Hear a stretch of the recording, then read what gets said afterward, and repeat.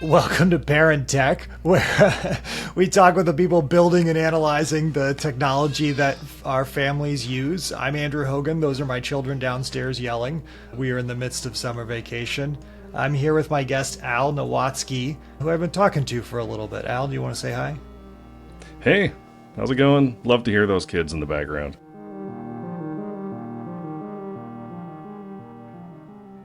It just adds something, you know? I don't know if it's going to even show up on the final recording, but it's there. It's there for sure. We're going to talk about AI and generative AI and chatbots and chatbot companions and friends and all kinds of things like that. But I actually think the most interesting place to start is that Al used to record, maybe still records, a podcast called Children of the Force with his kids. For those listening, he just moved his hands a little bit, that maybe there's less. So Al, what's the current status of Children of the Force? Tell me about that. Yeah. Children of the Force is, we're still getting plenty of downloads, amazingly, even though the last time we recorded was about a year ago. We started in 2015. I started with my two kids at the time. My son was in kindergarten. My daughter was in third grade. And I had been listening to Star Wars podcast myself, and it was a bunch of grown men talking about Star Wars, which is really, I mean, according to George Lucas, it's a movie for 12-year-olds.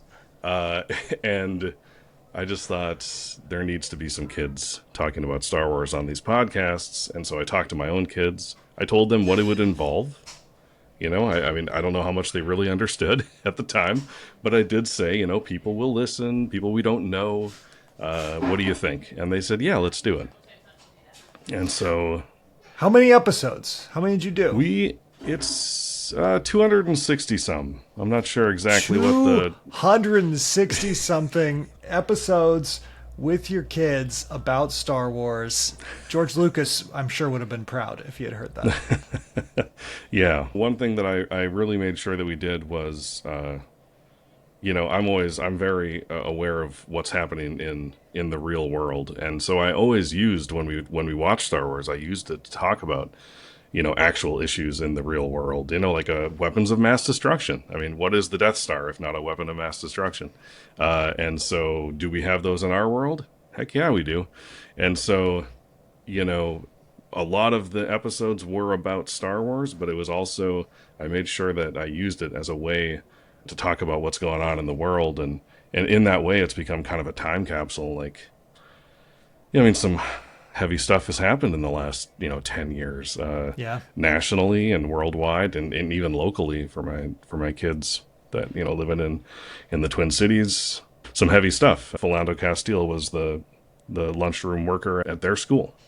And he was, when he was, killed by police, and George Floyd was just right over in Minneapolis across the river from us. So, we ended up talking about all of it and relating it to Star Wars without trivializing it, because Yeah. I think fiction is super important to, as a way to relate to the real world. So a time capsule, 260 episodes. Your kids are now off at college. Is that right? My Or, like, daughter's, close to it.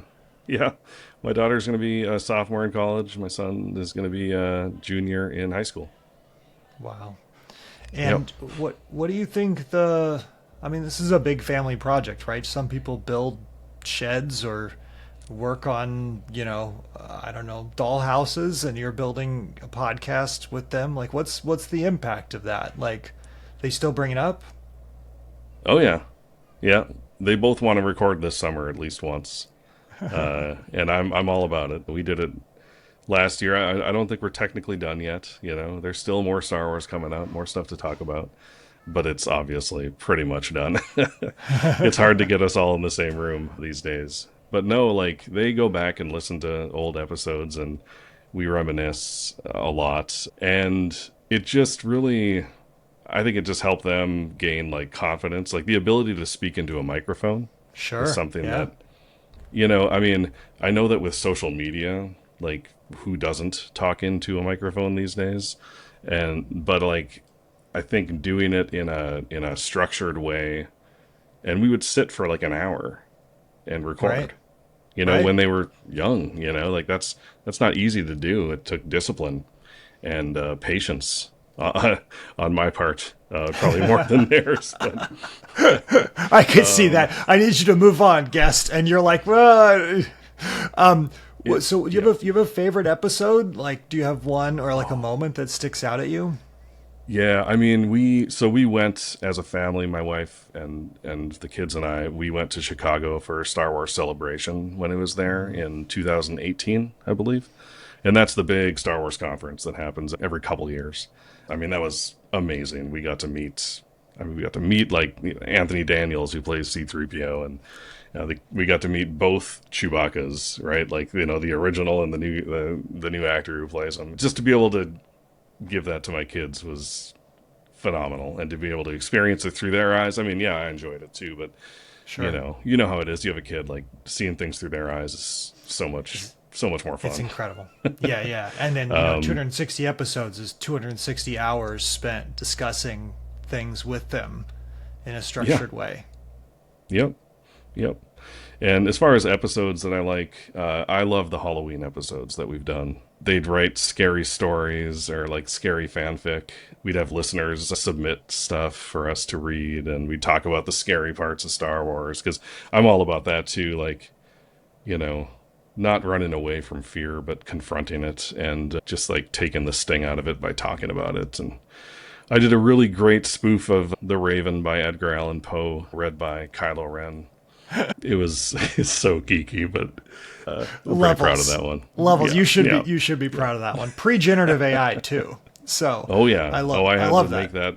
Yeah. I had to turn my voice into Kylo Ren manually with GarageBand. Oh man, that sounds incredible. It definitely made me, when I heard that, think about, is that something that I should be doing? Like, I'm very curious about it. I have a little bit of time, I think. Sounds incredible. I love the episodes that I listened to.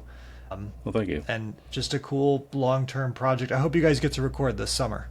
So yeah, we'll see. We'll all look out for it. So, like many of us, you have been thinking about generative AI a lot. You've been probably using ChatGPT or Claude, or I don't know which of those is your favorites. Maybe you don't have a favorite. You don't want to offend any of the potential favorites. And I think you may have also moved into a new role working, to QA generative AI for a nonprofit.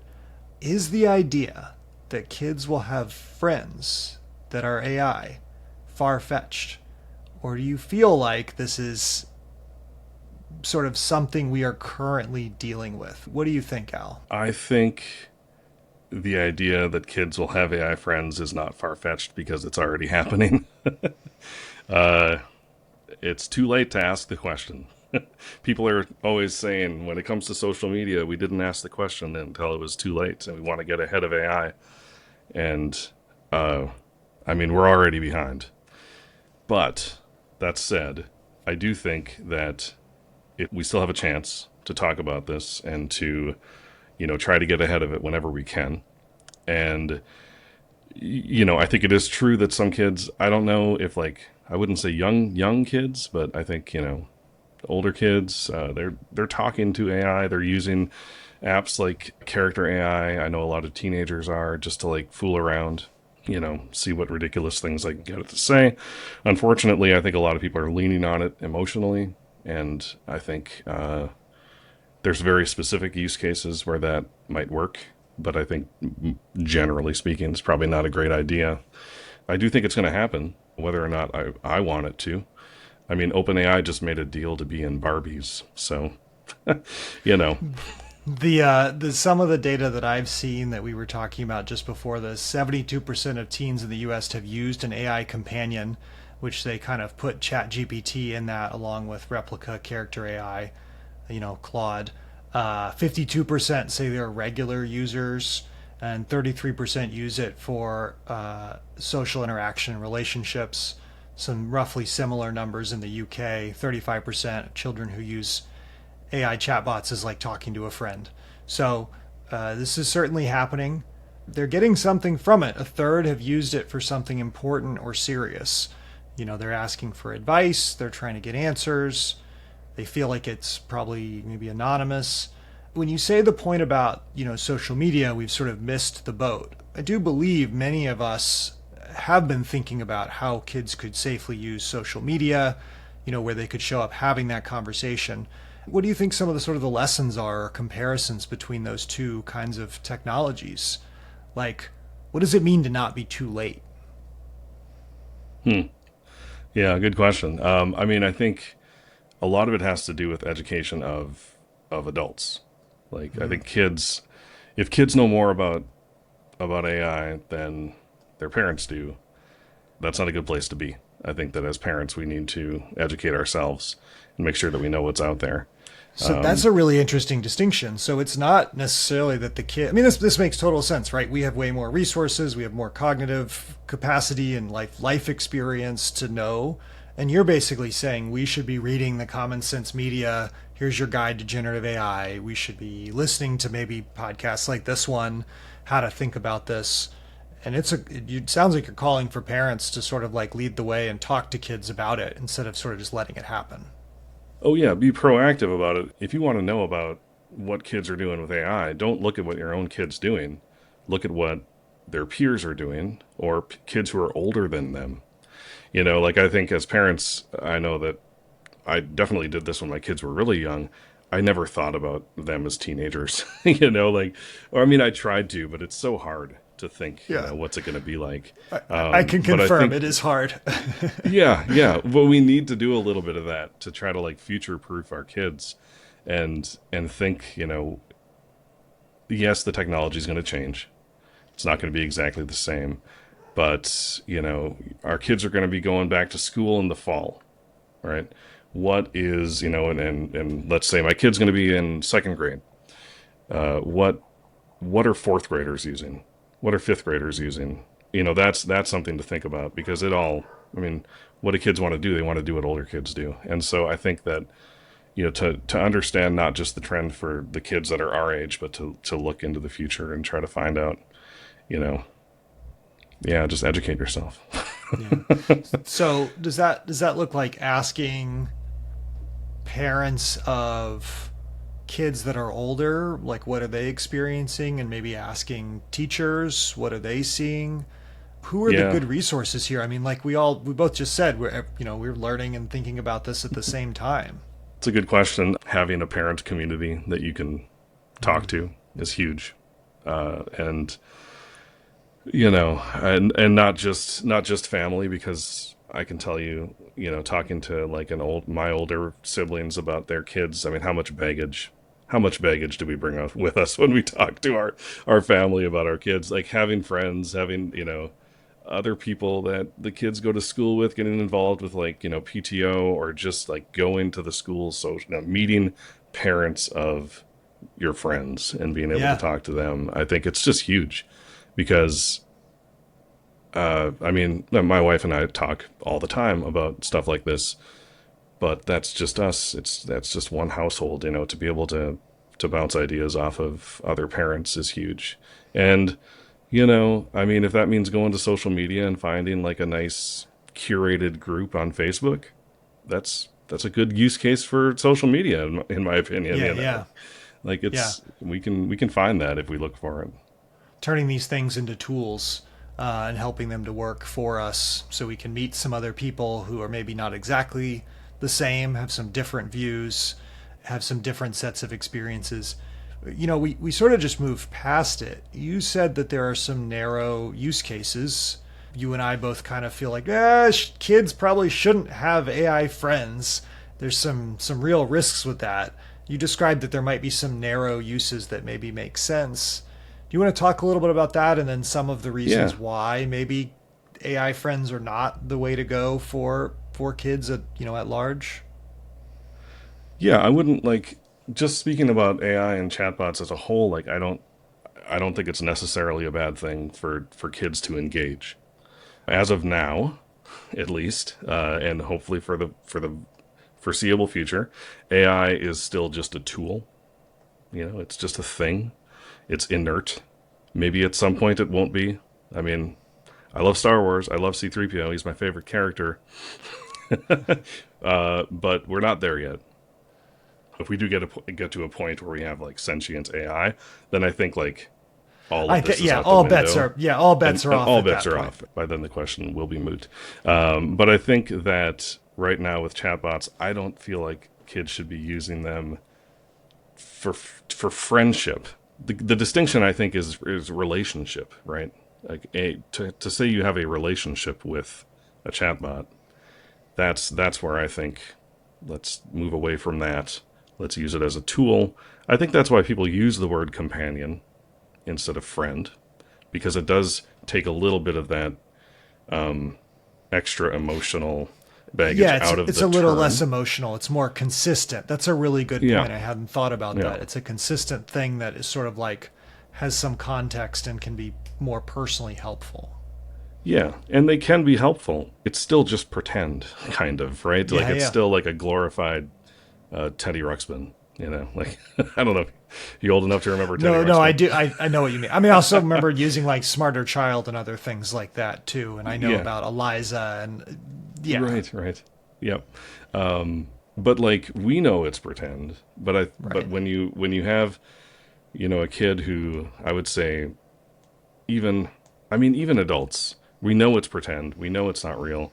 But if you're using voice mode on ChatGPT, it's really hard to not personalize and anthropomorphize that voice coming out of your phone. It's so good. And so, there's that line that we need to walk. But I think that the positive uses for kids is like, I could totally see if someone doesn't have friends. It's got to be human centered. Like the design has to be human centered. But if there's a kid who maybe is just isolated regionally, right, or isolated socially, I could see like a positive case for using AI to help them get out of the house, right? Help them think about how they can make positive connections with people outside of the house, with other friends, how to make friends. That's really tricky though, because like if you are designing an app that its function is to get a kid to no longer use it, how are you going to make money? you know? Well, and that's where potentially, you know, the nonprofit angle or the idea that there are potentially some other avenues, and there's also potentially some edge cases here around like unsafe at home or other places where people might want to escape. But I think what both of us are like tiptoeing around is the idea that this is not a substitute for adults in your life or trusted peers or trusted, figures in your life. The risk is the kid sort of falls into some kind of engagement model that is not helpful for them. I asked you to sort of say like what are the cases where this could be helpful, and I think I could tell it's hard. It's hard to sort of endorse it, Yeah. even where it might be helpful for homework. I mean, those are just different things. Like, what's the answer to this? This history question to send me down to find some good sources is really different than I don't know how to talk to this girl or this boy, Right. or Right. I'm worried my parents are too mean to me or something. Yeah. Yes. I mean, if I can just say like this is gonna, whatever. It is a plug. I'll just plug the company that I'm working for now. Yeah. They're a nonprofit, and they have a chatbot. The Parasol Cooperative. The Parasol Cooperative is the name of the nonprofit, and there's a chatbot. They have a chatbot named Ruth, which offers anonymous, trauma-informed support to individuals facing domestic violence and human trafficking and technology facilitated violence and other crisis Yeah. situations. It's designed to offer that like immediate, private, personalized guidance for anybody, including, it's not designed for children, but I've tested it a lot. It's my job to make sure it's gives quality output, and it's like that's a positive use case because sometimes people can't reach out to a person, or feels risky or out of reach to be able to reach out to an actual person to make that phone call, and it's kind of like a nameless, faceless support, and Yeah. I can't. I can't think of a better use for AI than something like that, Yeah. honestly. So Parasol, the bot's name is Ruth. I know this is Yeah. a recent move for you, and one that was spawned by you did some investigation with other generative AI interactions that did not feel as positive for you, and you had some worries about kids with those, which Hmm. is part of how this conversation got started. You're describing something where the aim of the entire program is to support people who are at risk to get the support that they need from the places that they need it, not necessarily to be like a long-term companion or friend, right? Correct. That's right. That's right. It's purpose built, right? Yeah. Like it tells you what it's for when you open it up. It tells you it's AI. It tells you it's generative AI, right? It never pretends to be a person. Uh, these are all fundamental safety things with AI. Like no chatbot should be pretending to be a person. And when you mentioned earlier people considering like ChatGPT and like Claude and Gemini being companions, like they're not Yeah. built for that. They're built for everything. Right. They're built for everything. They're general purpose, and so uh, don't use them for that. Don't use them for Well, that. but this is a conversation that's hard with adults, right? We see many adults turning to them in that way. And with kids, it's even harder because, I saw some data, it was only like half of parents knew that their kids were using this. Basically, there's a gap between no, parents knowing their kids are using generative AI and kids actually using generative AI. And I don't know what the gap is, but there is a gap. And it may be that the conversation isn't, are you having, are you asking for advice from ChatGPT or generative AI? Instead, it may be like, oh, I think they're helping using it to work on homework or something, which is in itself a conversation. And so I think your call is to like have a conversation with your kids to understand what they're doing today and then try to like forecast in the future how they might use these tools by asking what older kids would be doing. Yeah, no, that's totally it. Like that's the education piece, like knowing what's there and what your kids are using, and like television is technology, right? Like TV screen time when my kids were really young, screen time was only television, but they never watched TV without us. Or if they Oh, did, I could hear what they were watching, right? yeah. So you had And like a so set of because I rules was and in the frameworks. yeah, and so I think it's the same thing. Like you shouldn't be giving a kid a device and just assuming they're going to use the one app that you want them to use on it. I mean, there's all the other things on the iPad, and there's the app store that they can download things from, and I think it is like we have to be vigilant and make sure we know what our kids are doing online. I don't mean to say we have to, like, once they become teenagers, like I don't monitor my 16-year-old son's phone use, but that's because we've laid the groundwork of trust and responsibility, and like I think the more we talk about it and the more open communication we have with our kids about technology, and not make them afraid of it.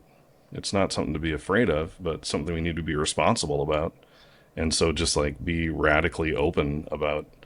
It's kind of something that I one of my parenting philosophies is radical openness, where your kids need to know that you have their backs, and that if they come across something that is concerning to them on the internet or while they're using AI or something, they need to be able to trust that they can come to you because you've already talked to them about this. You already said, hey, if you see something online and you don't think you should see it, don't close the window. Come show it to me. I want to see it. You're not going to be in trouble. I just want to know what you're seeing. Something, just simple conversations like that, open dialogue, giving them like a stake in it, right? Like, yeah, you're going to see things that maybe I don't want you to see, that maybe you shouldn't see. Let's talk about them instead of hide them, you know? Uh, like, How I did think, you how did you start that at the beginning? Like how did you have that conversation? Because I think many parents would like to have that kind of open conversation about technology use and like how can you sort of lay the groundwork for it and like when did you lay it? Yeah. Well, I mean, I'm a talker. So we talk a lot. So like I constantly laid the groundwork, just always talking about, like just the idea that they couldn't just watch, that we didn't want them to just watch anything on TV. But if they wanted to watch something, they could say, hey, can we watch this? And then, have a dialogue about it. Well, sure. I think we could probably watch that, but I'm going to watch it with you. And then, I would watch Sesame Street with my daughter, and I would point out, I'd be like, I don't really like the way they did this here. I think that they're, I'd take issue with, the way they trivialized animal use in in Sesame Street, because we're vegan also. Let's throw veganism in there while you're at it. I would be like, no, we're not going to watch commercials, So like at the end of Sesame Street, when they play the sponsor message, I don't like watching commercials, and I don't think we need to be advertised to, so we're just going to shut it off instead of watching the sponsor messages. I mean, even on public television, I'm like, no ads, kids. So, just like building that skepticism, the criticism, being able to engage with media in a critical way from a young age. A lot of that, it's almost, I mean, I don't want to say it's easy, but it's almost as easy as just making sure you're sitting down on the couch with your kid when they're consuming the media, because that conversation is just going to happen when you're doing that. As long as you're like intentionally engaging with it, and it's not like a passive thing that's just on in the background all the time. We'd go to restaurants when my kids were little, and if there was a TV on, they'd be glued to the TV because the TV's on. I have had that experience. I do not enjoy that. I can't. It's so annoying. Why? Yeah. Why is it on? I don't get that. Why is and it there'll on? be like Unless seven you're of in a them. sports bar and Yeah. like everyone's watching the same game, but right. Yeah, it's one of my pet peeves I didn't know bothered me, because we also generally have things off at home, and then we were very purposeful, like, oh, we're gonna watch this thing for this long, and that's our current setup, which is, I think, may change as they get older. But then you sort of like just are subjected to it, is the wrong way of describing it, but like it's just on at the restaurant, and I don't get how it's adding to anybody at the restaurant. But and now we all have phones too, so if you really just want to zone out and look at your phone, you could just do that. Yeah. Yep. So consuming media with a skeptical eye, helping and encouraging that, which I'm sure led to some really funny comments from them as they started to sort of join in on the, like, why is this happening? Why would they do it this way? Why would, which I think I would enjoy that. So I'll work towards that with mine. It's worth it. It's worth it. I was thinking about like talking about AI. I didn't really talk about that when I was talking about like my sort of radical openness, idea. Sure. But I think, relating it to AI, I think, you could tell your kids that, the voice coming from the phone isn't real. We can tell our kids that. But, as we've seen even with adults, that just doesn't matter if you, like, I know it's not real, but you still engage with it in a way that's, evokes emotion. You almost can't help but anthropomorphize it. Yeah, Totally. Exactly. And so how do you guard against that? And the way I see it is, I think that people who fall into those, like, I mean, you've seen the stories. I just saw one today from the Washington Post about the person who ChatGPT convinced him that he was able to see through time, and I think you have to, have you ever been hypnotized? No. No, I haven't either. And I don't think I could be hypnotized, because I don't think I could be hypnotized, right? You have to kind of buy in to be hypnotized. There has to be a certain level of buy-in, especially like clinical, like someone's going to hypnotize you. Sure. You have to accept that it's going to happen a little bit in order for it to happen. And so I think it's the same with communicating with AI. Like, part of you has to want it to be real and alive in order for you to get fooled into believing that it is. And so how do we protect our kids from that? We explain to them how AI works. Not just say, oh, it's not real. You say, this is how it works. I mean, I don't know exactly how AI works. Like, I can't tell you the exact, but I know enough to explain that it's, a super fancy computer and it pretends to think and it pretends to feel, but it actually doesn't. And there's some really good explainer videos out there that are, good for kids even, that like, here's how it works. And so once you know that, then you have the skepticism like, oh, it's telling me, yeah, I really feel what you're feeling, but it doesn't. It doesn't feel what I'm feeling. Yeah. So I want to run something by you. So lately, we like to look up videos of the newest one is different animals and whether they can jump. So like, can pigs jump? Can jaguars jump? Can koalas jump? So we looked these videos up, and then Oh, I gotta look those up. Those sound awesome. oh, it's incredible. We found one that summarizes different animals and how far they can jump in relation to their body. Humans pretty far on the list. Like, we're pretty low. We don't jump very far. We're like Yes. up there with snakes. Anyway, but we've been doing this, and in a decent number of the videos, especially the short forms, it's AI generated. And I don't mean like animated, but I mean like they will AI generate a polar bear and a penguin hugging or something. And I'm like conflating some different searches, but it looks Sure. real. And so I have a 4-year-old now that I am like, okay, so this looks real, but it's actually made up. It's like imagined. It didn't really happen. The penguin did not get a hug from the polar bear because they can't be in the same place at the same time, and one of them is a predator. And how far do you think I need to go in explaining that these are like, they're auto completing the next word, which they then convert from words into a video that then is encoded and put back to you in the same way that like an animated thing is. And I don't know what the right answer is here. I'm just curious what your take is on my answer to that Yeah. situation. No, that's fascinating. I think, like framing it as animation, because it is. Right. I mean, it is computer generated animation. And so like talking about, if a kid is familiar with cartoons, they know that's not real, right? A cartoon is not real. Like, obviously it's drawn.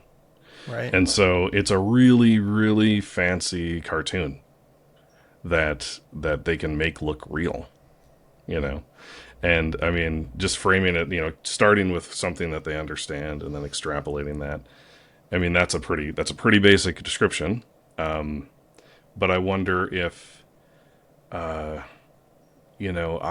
what I would do is probably also say, like, let's try it out ourselves. Like, what are two animals that you want to see hug that would never hug? Let's go and find, some free, cheap video Yeah. generation platform, because I'm not paying, $200 for Google VO3 or something. You don't want to teach your kid a lesson for $200 a month. Right, exactly. But, like, demonstrate it, right? Sure. Show them how it's made. I mean, we watch like behind the scenes stuff, because my kids watch Star Wars pretty young, like at the age of your kid. Yeah. But we would watch the behind the scenes stuff where like, you got them doing the lightsabers, but they're just sticks and you can hear them just slap against each other. And obviously these are not real, but showing behind the scenes just helps the kids to understand. Like, they don't enjoy the movie less. In fact, it makes them appreciate it more. But it just really drives home, this is not real. This is fiction. And I think that's harder to do with generative AI, because you look underneath the hood and it's all just ones and zeros, and trying to explain and interpret how a large language model does, makes the output it makes is super hard, but using an example that you can just do yourself, I think would help. Yeah.